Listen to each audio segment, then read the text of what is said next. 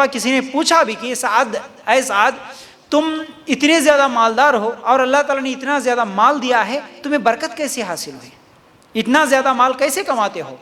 تو عبد الرحمن بن عوف رضی اللہ تعالیٰ نے کچھ اصول بھی بتائے. کیا کہا؟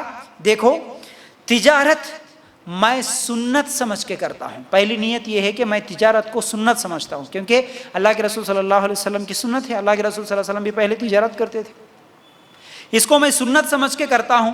اور میں کبھی تجارت کرتے ہوئے، کیونکہ یہ ایک بزنس نہیں کرے، اور عبد الرحمن بن عوف رضی اللہ تعالیٰ عنہ ایک ہی بزنس، ایک ہی کاروبار نہیں کرے. ایک میں فائدہ دوسرا دیکھے، دوسرے میں فائدہ تیسرا دیکھے، اس طرح کئی تجارتیں کی ہیں.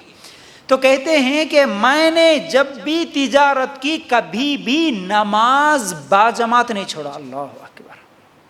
اللہ برکتیں کیسا دیتا ہے. ہم سمجھتے ہیں کہ نہیں بھائی دکان میں بہت زیادہ لوگ ہیں، گراہک زیادہ ہے، چلو نماز چھوڑ دو. لیکن صحابہ کیسے تھے؟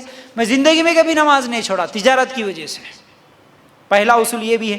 دوسرا یہ بھی ہے کہ میں کبھی تجارت میں جھوٹ نہیں بولا، کبھی کاروبار کرتے ہوئے جھوٹ نہیں بولا. میں آج تو ہر چیز جھوٹ پہ ہی بکتی ہے، جھوٹ سے ہی کاروبار، جھوٹ سے ہی دکان چلتا ہے آج. اور لوگ بڑی کیا ہے دھڑلے سے کہہ دیتے ہیں کہ بھائی آج کے زمانے میں بغیر جھوٹ بولے کیسا چلا سکتے بھائی دکان، جھوٹ تو بولنا ہی پڑتا ہے. اللہ اکبر. صحابہ چلائے نا، کیسے مالدار تھے یہ بھی بتاؤں گا میں آپ کو. میں نے کبھی جھوٹ نہیں بولا. پہلی چیز کبھی نماز نہیں چھوڑا، دوسرا کبھی جھوٹ نہیں بولا، تیسرا میں کبھی کسی بھی مال کو زیادہ دن تک سٹاک نہیں رکھتا تھا.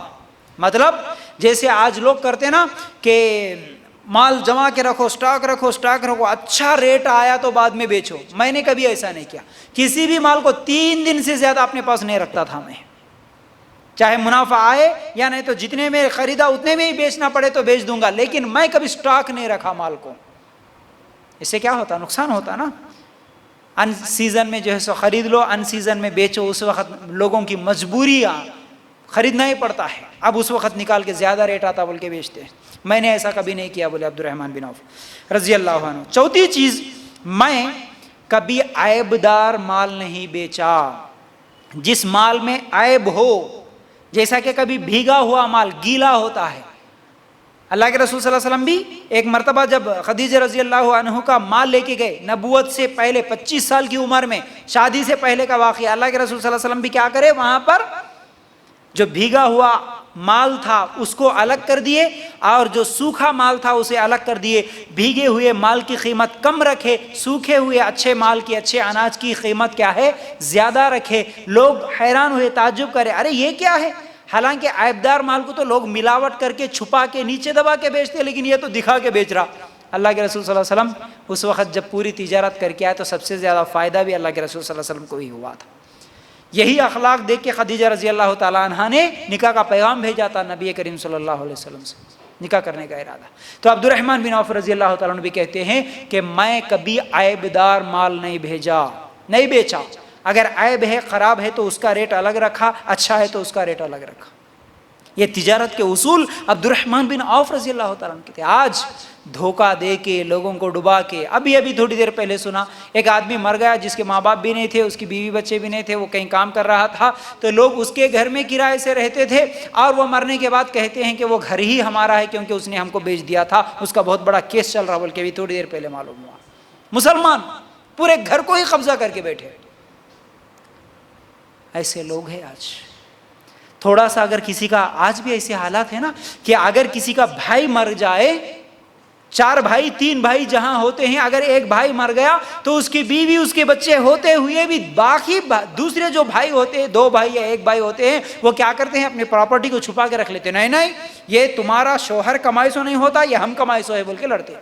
حالانکہ بیوہ ہے بیچاری، یتیم بچے ہیں بیچارے چھوٹے چھوٹے. ہونا تو یہ چاہیے تھا کہ ان کو ہمارا بھائی نہیں ہے بول کے اور زیادہ حصہ دے دیتے، ان کے رہنے کھانے کا انتظام کرتے. آج مسلمان ہوس دنیا کی ہوس، لالچ اتنی زیادہ بڑھ گئی ہے. سگا بھائی مر گیا، اس کی پراپرٹی کا حصہ بھی اس کے بچوں کو نہیں دیتے، اس کی بیوی کو نہیں دیتے، بولتے کہ نہیں ہم حصہ نہیں دیں گے، جاؤ نکل جاؤ کہیں تو بھی جاؤ اور بچوں کو پال لو.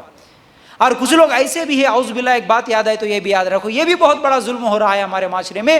اگر کسی کا بھائی انتقال ہو گیا، مطلب کسی کا شوہر انتقال ہو گیا، اس کے 2 چھوٹے بچے ہیں، اب سسرال والے بولتے ہیں کہ دیکھو وہ مر گیا نا، اگر پراپرٹی میں حصہ چاہتے ہو تو ہمارے گھر میں آؤ، ہمارے ساتھ رہو، ہمارے ساتھ کام کرنا، ہمارے آنکھوں کے سامنے ہی بچے پلنا، تم دوسری شادی نہیں کرنا۔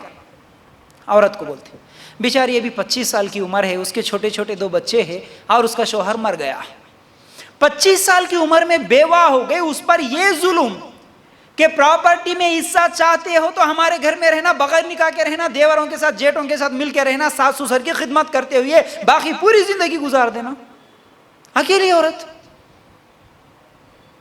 یہ اخلاق نہیں، یہ درندوں سے بھی زیادہ بری صفت ہے، درندوں سے بھی زیادہ۔